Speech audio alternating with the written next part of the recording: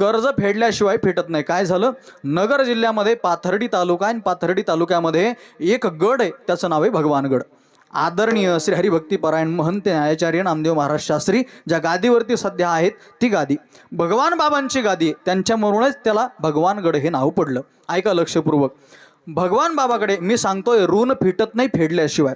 भगवान बाबाकडे कसं होतं, ऐश्वर्य संपन्न भगवान बाबा, अतिशय दिव्य कीर्ती आणि माऊली ज्ञानोबारांच्या ज्ञानेश्वरीवरती भगवान बाबांचं निस्सीम निरीह प्रेम आणि अतिशय उदास साधू, देहावरती उदास झालेले साधू, परंतु समाजाशी त्यांची नाळ जोडली असल्या कारणानं त्यांना रोज समाजामध्ये मिश्रित व्हावं लागायचं, समाजाच्या प्रत्येक कार्याला जावं लागायचं. म्हणून लोक महाराजांना भगवान बाबांना लग्नाकरिता म्हणून बोलवायचे.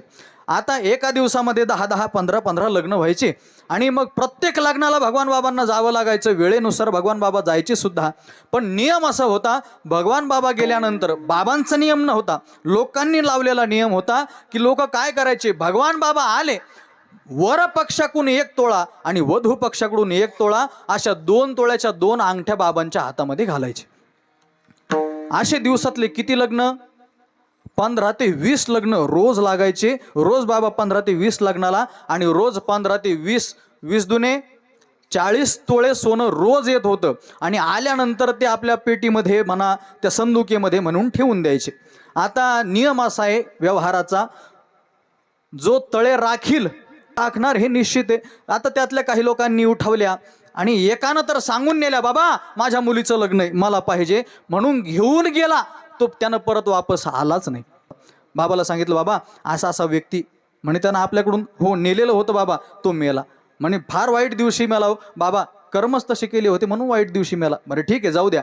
आणि त्याच्या दुसऱ्याच दिवशी बाबांची गोशाळा होती भगवानगडावरती.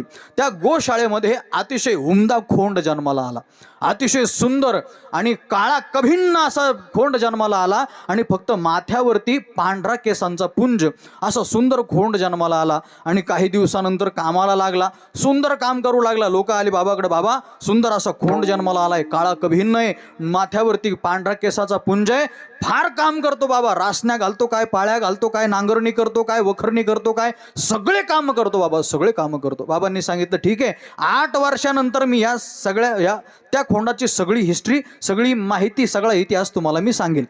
आणि 8 वर्षानंतर हा खोंड मरणार आहे, त्या दिवशी मी तुम्हाला ते सांगेल.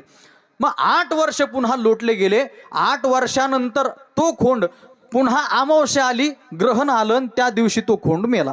मेल्यानंतर बाबांकडे सगळ्या आता लोकांना कुतूहल वाटलं, बाबांना 8 वर्षाच्या अगोदरच बाबांना कसं काय समजलं. सगळे लोक आले, बाबा अहो तो खोंड मेला. बाबांनी सांगितलं असा असा व्यक्ती होता, म्हणे हो तो घेऊन गेलाय, अजून आला नाही, तो तर मेला म्हणे, पण त्यांच्या घरच्यांनी कुणी आणून दिलं नाही, तो मेला ना, तोच हा खोंड बनून आलाय म्हणे, तो जो मेला ना. म्हणे मग बाबा अमावस्याच्या दिवशी मेला, म्हणे असे कर्म करणारे अमावस्याच्या दिवशी मरतात.